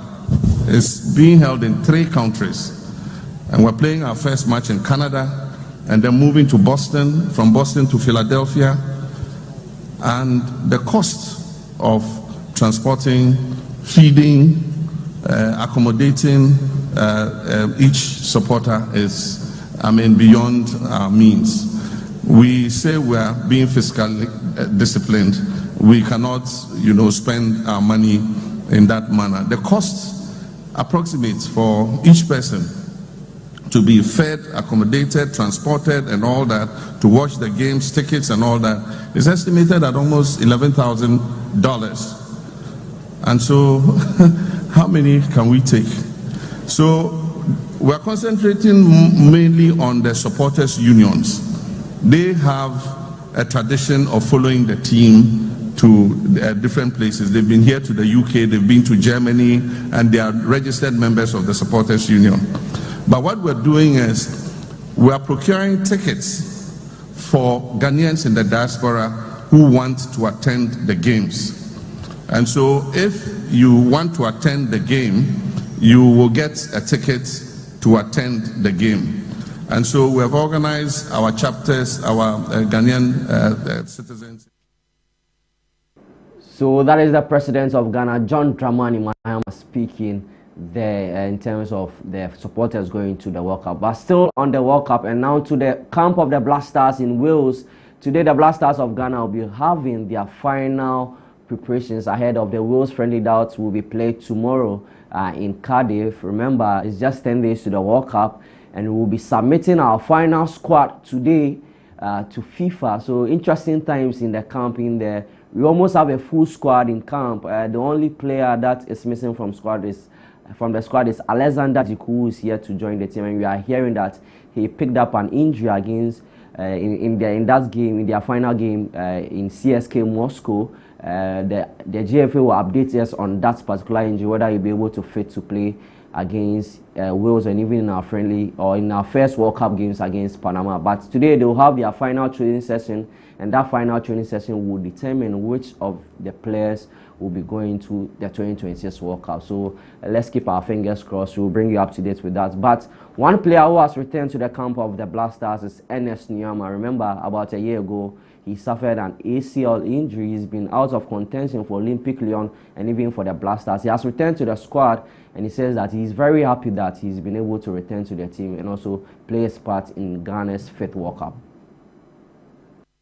We are all happy, ready to give it all for the competition, and we know like what is ahead of us and what we want to achieve. As you know, like every coach and how they want to play, and like we need to adapt to his style of play, which is like the most important. I mean, I've dreamt for this for so long since I was very young. It's gonna be my first time, and I just can't wait. I just want to thank Ghanaians, you know, for your support, for your prayers. I've been out for a while. I mean, it's all your prayers. I'm here today, and I can't wait to get started, you know. I'm going to give my all as always. The challenge is going to be tough, and I know like the challenge ahead is not going to be easy, but with hard work and dedication, we are going to achieve something. And with all my teammates, we really going to work hard. We really want to give it all for the nation, for the flag, and to Ghanaian fans. I just want to say thank you to everyone for your support, for your prayers. You know, it hasn't been easy for me getting an injury. You know, I've worked really hard to get to this point, and I can't wait to give my all. I can't wait to help this country to achieve what we can achieve together as a group. And I know it's not going to be easy, but with all your... So that is Ernest Nuama there speaking ahead of the Wales friendly and also ahead of the World Cup. He says he's elated to join the Black Stars camp again. Let's see whether he'll be able to make the final cut for the Black Stars of Ghana in their 5th World Cup. Now from the World Cup, let's come home and let's do some club stories. And Nations Football Club are winners of the 2025-2026 MTN FA Cup. They beat Dreams FC on penalties 5-4 to win this particular trophy, and they have made history. They are the first team in Ghana to go on relegation in the league and go on to win the MTN FA Cup. By virtue of that, they will be representing Ghana in the CAF Confederations Cup, even for the fact that they are playing the Division 1 league, the second tier of Ghana football. So that's some kind of history there. Though they are relegated, they beat Dreams FC on penalties 5-4 to lift their first ever MTN FA Cup trophy. So Nations FC are champions of the MTN FA Cup, and they will be representing Ghana in the CAF Confederations Cup next year. Now from the MTN FA Cup, let's head to the UEFA Champions League that came on Saturday. And Saturday it was a massive game at Budapest. Arsenal, the Gunners, lost to Paris Saint-Germain on penalties. Kai Havertz scoring the early embers of the game to give the Gunners 1-0 lead, but then Ousmane Dembele scored a penalty in the dying embers of the 45 minutes to give to equalize for them to end 1-1. But after extra time, 120 minutes, PSG went on to win on penalties 4-3. Ebere Chieze and Gabriel Magalhaes losing their penalties in there to give PSG their back-to-back UEFA Champions League final. Let's have a listen to Luis Enrique, who is the head coach for PSG. He says that he's elated to win back-to-back trophies with PSV, especially for the fact that it is a European trophy. Let's have a listen to him. Unbelievable. I speak with my assistant manager, Rafael Paul, and I said, do you think we are going to win again? And it was like that. And I think when you put all your energy and you try to give your players and the team the best energy that you can, okay. It doesn't matter about the result. I think we deserve both teams to win that trophy. But if I look at the whole season, I think we are a little bit in advance because we suffer a lot during this competition. We played against the strong teams in Europe and we deserve to win this trophy. Of course, unbelievable. I speak with my assistant manager, Rafael Paul, and I said, do you think we are going to win again? And it was like that. And I think when you put all... That is Luis Enrique, who is the manager for Paris Saint-Germain, speaking after his side beat Arsenal on penalties to win the UEFA Champions League. That is his third trophy after winning the first one with Barcelona and then winning back-to-back trophy with Paris Saint-Germain. Now let's go to the losing side, and Declan Rice, who is a player for Arsenal Football Club, has been speaking after his side lost the trophy to PSG in the final. He says that he believes Arsenal will come back next season to win the UEFA Champions League. My first season with Arsenal, we went out in the quarters. My second season, we lost in the semi. Tonight, we've lost in the final, and it's the same with the Premier League. You know, it was 3 years of coming second to now win one was incredible. Can't describe the feeling of winning that. But now in the Champions League, to lose a final, I've got that feeling of wanting to come back and lift that trophy. So look, I'm sure we'll be back. Like I said, this club's got really exciting times coming. It's on an upward trajectory. Over the last few years after winning the league, we're going to go again next year. We're going to be ready. And yeah, you know, we stick together and we keep fighting because... So that is Declan Rice speaking after his side lost to Paris Saint-Germain in the UEFA Champions League final. Arsenal are yet to win their first UEFA Champions League trophy, but he's optimistic that the side will return to win the UEFA Champions League final. On the Arsenal note, let's head to England, where Arsenal organized a parade for winning the English Premier League for the first time in 22 years. So it was a glorious one. It was a happy one for the sides. Though they lost the UEFA Champions League, they've won their English Premier League trophy since Mikel Arteta joined the side since 2018. He has done a tremendous job of winning the English Premier League for the first time in 22 years. So as you can see on your screens, the players and also the fans are celebrating after winning the English Premier League. Some say it's a consolation trophy, but I would say it's the most important trophy that Arsenal have won in the past 22 years for their side. So Arsenal are happy side. After the parade, the club will also meet to have the awards, and then the players who are going for the World Cup will head to their respective countries to play in the 2026 World Cup. But still on the English Premier League, let's end with some bad news for Liverpool Football Club. And Arne Slot on Saturday morning was sacked as the head coach for Liverpool Football Club. He joined the club 2 seasons ago, won the club's English Premier League trophy in his first season, but they had a very, very bad season last season. They were not able to retain it. They have European places, but then the club feels that it's not enough for them. And Donny Ariola is the manager that is heading to Liverpool to become their new manager. So let's see what will happen next season. But Arne Slot is a goner in Liverpool Football Club. And that's our wrap-up sports on ABC in the morning with me, James Ohenba-Makion. James Ohenba-Makion, 10 days to the World Cup. We are looking forward to it. Now that we are done with all of the news on us now, Makion can now fully focus on the Black Stars and help pray that the Black Stars will go beyond the 3 games in the group stage. Beyond the 3 games in the group stage? Yes. To where? Round of 32. Then we'll win. Then we'll go to round of 16. Then we'll win. We'll go to quarterfinal. We'll win. Go to semi-final. And then we'll win and go to the final. I have a lot of hope for Black Stars as well. We look forward. I mean, today's first 2, so we understand that by the end of today, we should see the squad that is going to the World Cup. Since all the squads they've been given, as they say, today is the deadline. So today is the final day for Ghana to submit to FIFA. Once they submit to FIFA, they can release it or not. But for tomorrow, tomorrow in the morning, FIFA will publish that of every country. It's one per month release. All right, Makian, thank you for bringing us the latest in the world of sports. Before we go, let's do some birthday celebrations.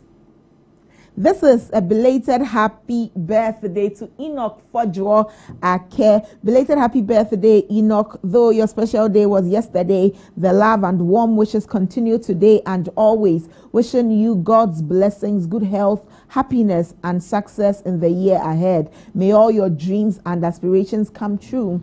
And may you continue to grow in wisdom and favor. Have a wonderful and blessed year ahead, Nana. With love from your mother, Agatha Fodjo Ake, and family. Happy birthday to you, Enoch. God bless you. And also a belated happy birthday to Enoch. And now this is a happy birthday to Emmanuel Kojo Owusu Ake.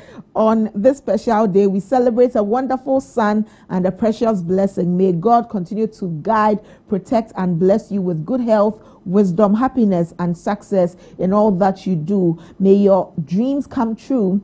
And may each new year bring you greater joy, favor, and opportunities. Keep shining, keep believing in yourself, and keep making us proud. Wishing you a fantastic birthday and many more blessed years ahead. With love from your mother, Agatha Fodjo Ake, and family. Kojo, happy birthday to you. Agatha's family is enjoying a lot of back-to-back birthdays. Happy birthday to Kojo, and a belated happy birthday to Nana. From all of us, we love and appreciate you so much. God bless you. God bless you. The entire family loves you. We are coming for the celebration. Happy birthday to you. Well, before that's all for today. We thank you so much for joining us. To you, my viewers, that's maybe seen the morning without you. Thank you to the production and technical team for putting together today's show. Thank you so much. It's a beautiful Monday morning, the first day of June. Let's start the month very well. It's the World Cup month, and so get ready to support Ghana to the very top. Let's support Mother Ghana, please. Let's support. Let's not be apathetic as the World Cup draws near. Let's make time to watch the matches and support Ghana. We'll go on social media. Let's send them